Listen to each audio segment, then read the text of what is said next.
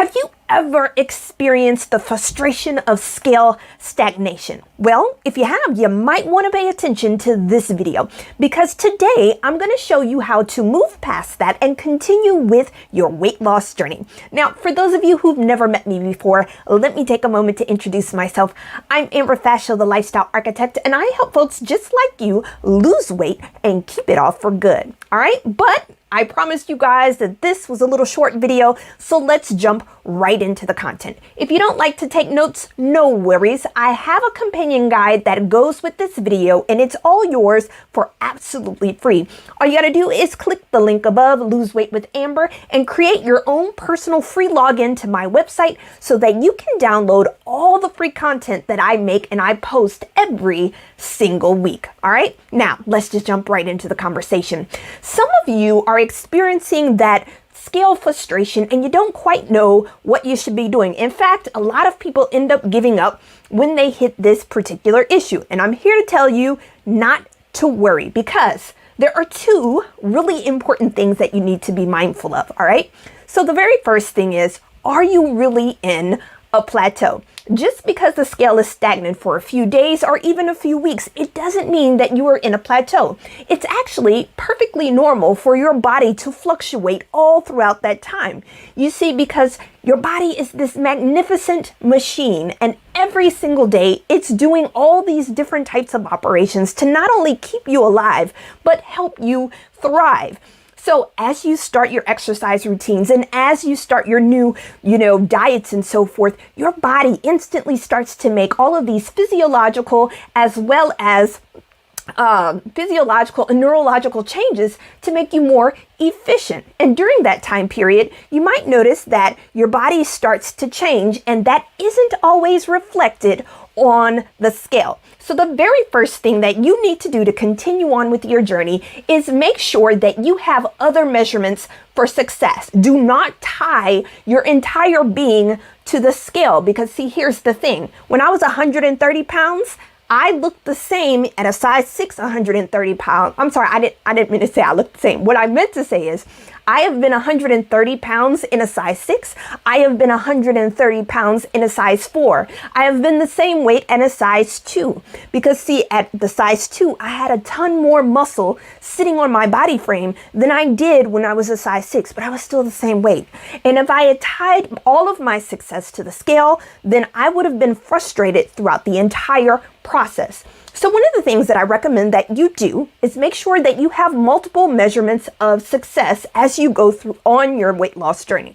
So for me, I take my weight, I take my measurements, but most importantly, I take pictures. For 2 years straight, I took a picture every single week so that I could look at it and tell whether or not I was making real success. The number one mistake that people make when it comes to their plateau is that they only look at the scale and they assume that they aren't making progress. And if you're looking at yourself every single day, you're not going to see the progress either. In fact, you're not going to see the progress until somebody else comes along and say, "Hey girl, you're looking good," or "Hey man, keep it up." You know what I'm saying? So make sure that you have other measurements of success. Now, let's say you've been doing all of that. You've been taking your measurements. You've been looking at the scale. You've been taking your pictures and so forth. And you truly are in a plateau. Not for a few days, not even for a few weeks. But like, let's say we're rolling into like a month or more and you're still the same exact weight with no progress anywhere. Well, now it's time to dig deep and we can look at a few things.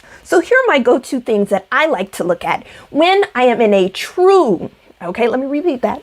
A true plateau. These are the things I look at. All right. Very first thing, how much water are you drinking?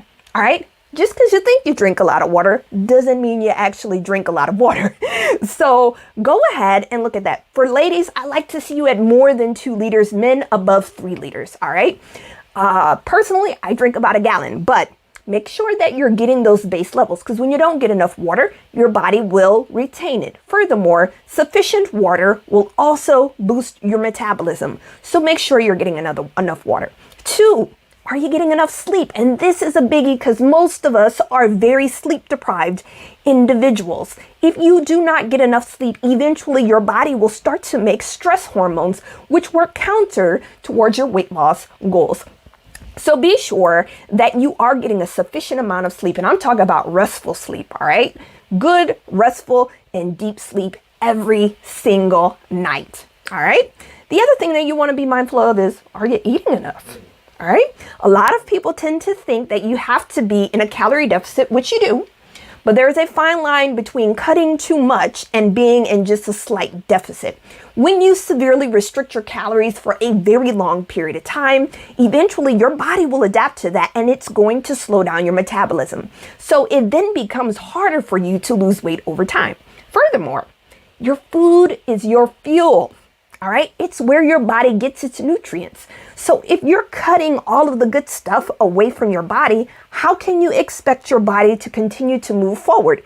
It's like taking that nice Ferrari and not putting gas in it. All right, your body's the same way. It is the most magnificent machine on the face of the planet. Feed it. I implore you to feed it. So I like to have a cheat meal at least once a week, sometimes every 2 weeks, just to keep things churning along. And of course, your exercise. What does the intensity of your exercise look like? Make sure that throughout your weight loss journey that you're varying it up a little bit, mixing, matching things to keep things moving forward. And for my ladies, do expect that you might gain a little weight during that time of month. All right. Now, as I promised, I was going to keep that short. I'll make more videos if you want to learn about each of those individual topics a little bit more. And of course, download your free guide, Lose Weight with Amber. You'll find the link above where you can download anything you want. And if you have any questions, drop them in the comments below. I'm looking forward to hearing